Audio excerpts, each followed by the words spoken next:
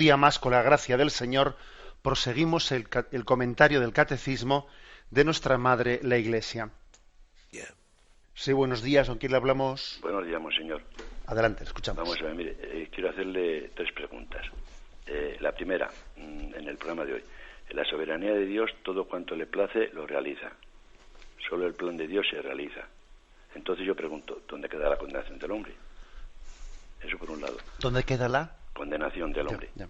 De acuerdo, Bien. adelante. Luego, la segunda, el Evangelio de este domingo pasado, bueno, y hablando de los invitados al banquete, y yo veo que se encuentra un sacerdote que se recalca mucho el invitado que va mal vestido, ¿no? Sobre el pecado. Pero a mí, no sé, yo digo que no se habla mucho sobre la frase final del pasaje en el cual dice el Señor que muchos son los llamados y pocos los escogidos. Y luego, eso es un libro, luego después la última es de una frase de Jean Guiton, un libro que leí de él, que dice que Dios nos ha creado libres, pero Dios también es libre para salvarnos. De acuerdo. Bueno, la verdad es que los temas sobre los que pregunta el oyente entran dentro de un misterio de Dios y que no, le digo al oyente y a todos los oyentes que no espere que yo sea capaz de dar una palabra como si ese misterio que se nos escapa fuésemos a desvelarlo, ¿no? Dios nos ha creado libres, pero Él es también libre de salvarnos. Bueno, esa frase de Jean Guiton lo que hace es recordarnos que la libertad en la que Dios nos ha creado es una libertad que está al mismo tiempo sometida a su providencia amorosa. Nos lo decimos en la liturgia, Señor, no mires nuestros pecados, sino la fe de tu Iglesia y conforme a tu bondad, etcétera. Es decir, sería insuficiente explicar el misterio de la salvación o de la perdición del hombre exclusivamente desde la afirmación de la libertad del hombre. Es que esa libertad del hombre no es una libertad fría, sino que al mismo tiempo está continuamente siendo requerida por el Dios que toca la puerta. Sí, respeta nuestra libertad, pero es como un padre con un hijo, que le respeta su libertad, pero no puede dejar de ejercer de padre y de madre hasta el último momento en la vida. Y Dios está siempre haciéndose el encontradizo. A veces, incluso, fijaros bien, parece que hasta entre comillas está a punto de pasar la línea, que no la traspasa, ¿no?, del respeto a nuestra libertad, porque es que Dios sufre porque utilicemos mal de nuestra libertad. Igual que un padre a veces es que le agarra a su hijo y le dice, pero hijo mío, ¿no te das cuenta que te estás perdiendo? O sea, Dios nos ha creado libres, pero también Él es libre. Y entonces ejerce su libertad al máximo, arriesgando al máximo, pues intentando conducir al hombre por el camino del bien. La frase del Evangelio, muchos son los llamados y pocos los escogidos, pues es una frase absolutamente misteriosa, pero la verdad es que, bueno, misteriosa, fuerte, que tiene que sacudirnos, pero la Iglesia no la ha interpretado nunca en el sentido numérico de la palabra. La Iglesia, en su tradición, en estos 2000 años, nunca ha interpretado esta palabra diciendo, a ver, muchos son los llamados y pocos los escogidos, o ancha es la puerta que lleva a la perdición y estrecha es la puerta que lleva a la salvación. Por lo tanto, afirmación del magisterio de la Iglesia, los que se condenan son más que los que se salvan. No, nunca ha hecho tal interpretación.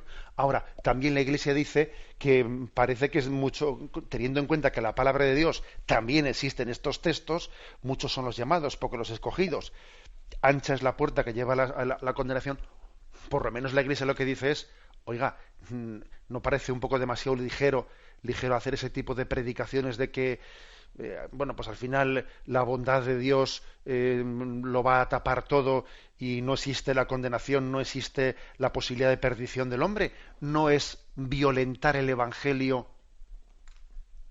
hacer tales afirmaciones? Porque difícilmente se sostiene en los pasajes evangélicos interpretación de una bondad de Dios que está más figurada en una especie de amnistía general, que es lo mismo el bien que el mal, que al fin y al cabo no tiene ninguna repercusión para la vida eterna. Eso no se extrae de la palabra de Dios. Con lo cual pienso que tenemos que leer estos textos con humildad y como una llamada a la conversión, pero sin pretender sacar de ellos una especie de lectura. Luego los que se condenan son más, son menos, eso no está en nuestra mano, no está en nuestra mano decirlo. Y por último, lo que dice el oyente, esa frase, claro, decimos todo está en la mano de Dios. Se realizará el plan de Dios. Y entonces pregunta el oyente, ¿y entonces esto cómo se conjuga con que la posibilidad de que el hombre se condene? Pues mire usted, eso francamente es un misterio que tendremos toda la eternidad para entender de cómo Dios es capaz de llevar adelante, ¿no? Porque ahora una pregunta es, ¿por qué nos ha creado Dios si existe la posibilidad de la condenación? Dios no podía no habernos creado para que así no nos condenásemos. Bueno, pero hay que decir que si tal cosa, si Dios se hubiese prodigado de esa manera, también hubiese impedido la santidad. Yo suelo decir como una interpretación personal de que para mí uno de los argumentos para decir que también en el mundo habrá más salvación que condenación es el hecho de que Dios se haya decidido a crear el mundo. Si en el mundo hubiese habido mucha más condenación que salvación, pues igual Dios hubiese decidido no crear el mundo. Pero si Dios se ha decidido crearlo es porque se derivan más bienes de la libertad del hombre que males del pecado del hombre. Esta es una interpretación mía personal, una interpretación personal, pero que a veces yo la he hecho. Es decir, esto es una interpretación positiva. Si Dios ha decidido libremente crear el mundo es porque Él en su omnisciencia conocía que se iban a derivar más bienes de que el hombre fuese libre que males de que el hombre fuese libre, ¿no? Y fíjate que males hay muchos, y mira que se derivan, hay muchos males y cuántos pecados y cuánto, pero también hay muchos bienes y la santidad es más oculta. Y hay que decir que más ruido mete un árbol que se cae que un bosque entero que crece en silencio. Y se derivan muchos bienes de la libertad del hombre. Y Dios los conoce. Y decidió crear el mundo. Damos paso a un siguiente oyente. Buenos días. Buenos días, yo soy la muchachita ciega. Adelante, hombre, sí. Recuerda, sí. En primer lugar felicitarle por la enseñanza magistral de la JMJ que dio usted, me gustó mucho escucharlo. Muy y bien. Por otro lado, preguntar, mi cuestión es, yo he echado de este edificio donde vivo a unos vecinos unos jóvenes que vivían puerta con puerta mía, que por el ateísmo, como sabían de mi religiosidad y ellos eran unos ateos, empezaban a hacer unos escándalos, una serie de escándalos, para que yo me alterase, para que yo se hartase. Entonces una madrugada protagonizaron unos escándalos, empezaron a insultarme, yo soy el ateo, no sé qué, y empezaron a decir una serie de obscenidades que aquí evidentemente no lo voy a recargar. Entonces yo salí, tuvo que salir mi hermano a defenderme, y yo, claro, yo llamé a la policía y entonces ya estos chavales optaron por irse porque la verdad que es que eran escándalo. Entonces yo lo que me pregunto, ¿hasta qué punto, cómo debemos nosotros defendernos? Porque vale, si sé que hay que predicar, pues con el ejemplo, con el evangelio, con la paz, pero ¿qué ocurre cuando ya esto se nos escapa de las manos? ¿Qué ocurre cuando la Iglesia y nosotros los creyentes estamos siendo atacados? ¿Qué ocurre cuando, por ejemplo, en Madrid yo tengo entendido que ha habido ataques a peregrinos, a chavalitos, por parte de estos energúmenos? ¿Qué podemos hacer? Porque es que yo ya no sé de qué manera pues encasillar esto.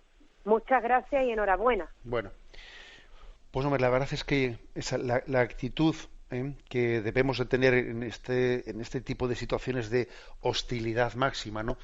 Pues yo creo que tiene que conjugarse en dos cosas. Hombre, hay una serie de derechos civiles que el cristiano no tiene que renunciar a ellos, porque también creo que en las normas de convivencia, en las leyes y normas de la convivencia también se se está jugando el respeto mutuo. O sea, que para poder amarnos y respetarnos tenemos que hacerlo a través de unas normas establecidas entre todos de convivencia cívica, etcétera. O sea, que yo creo que un cristiano, sé que por ejemplo que ha habido unos peregrinos franceses que cuando regresaron de la JMJ pues a Francia, ellos interpusieron una querella pues a ese grupo entre comillas de indignados que en la Plaza del Sol, bueno, pues es que verdaderamente les amenazaron y les llevaron al límite y les vejaron, etcétera.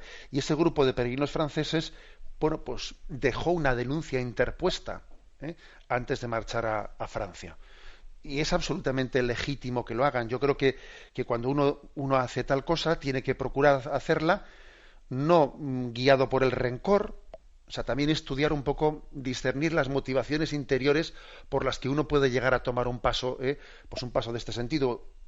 Procurar que no sea el rencor el motor de una determinación con esa, sino el decir, voy a también dar un paso para aportar mi granito de arena en el bien común.